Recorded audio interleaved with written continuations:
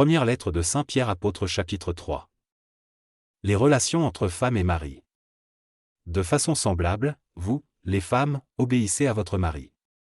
Alors, même si votre mari ne croit pas à la parole de Dieu, il sera gagné à la fois par votre conduite, et cela, sans parole. En effet, il verra combien votre vie est pure et pleine de respect.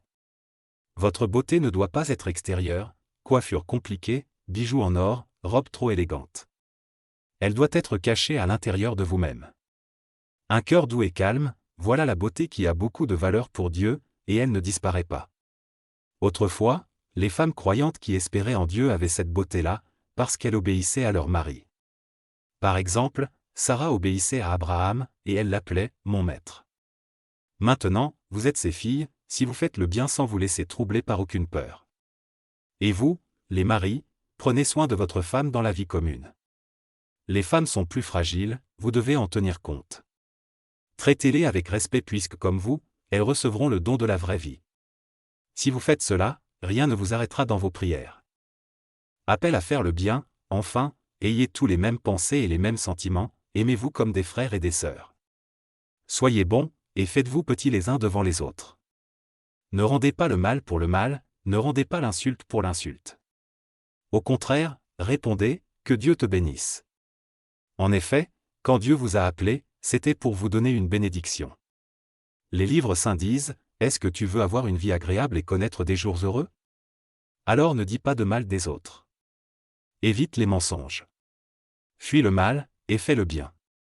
Recherche la paix et poursuis-la. Oui, les yeux du Seigneur se tournent vers ceux qui lui obéissent.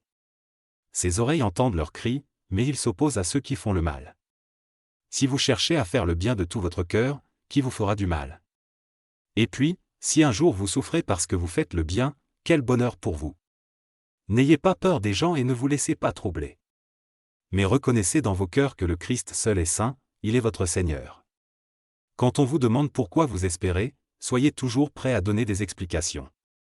Mais faites-le avec douceur et respect, avec une conscience pure. Alors, quand des gens vous accusent faussement sur un point, quand ils vous insultent parce que vous vous conduisez en chrétien, ils seront couverts de honte. Oui, il vaut mieux souffrir en faisant le bien, si Dieu veut cela, plutôt que de souffrir en faisant le mal. La victoire du Christ, en effet, le Christ lui-même est mort une fois pour toutes pour les péchés des êtres humains. Lui qui était innocent, il est mort pour des coupables, afin de vous conduire à Dieu. Lui, il a été tué dans son corps, mais l'Esprit Saint lui a rendu la vie.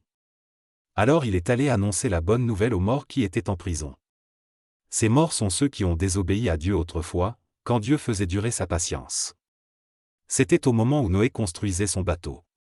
Peu de personnes, 8 en tout, sont entrées dans ce bateau et ont été sauvées à travers l'eau. C'est une image du baptême qui vous sauve aujourd'hui, vous aussi. Le sens du baptême n'est pas d'enlever les saletés du corps, mais de répondre à l'appel de Dieu avec une conscience pure. Le baptême vous sauve, parce que Jésus-Christ s'est levé de la mort. Il est monté au ciel, il est à la droite de Dieu. Maintenant, les anges et les esprits qui ont du pouvoir et de la puissance sont sous son autorité.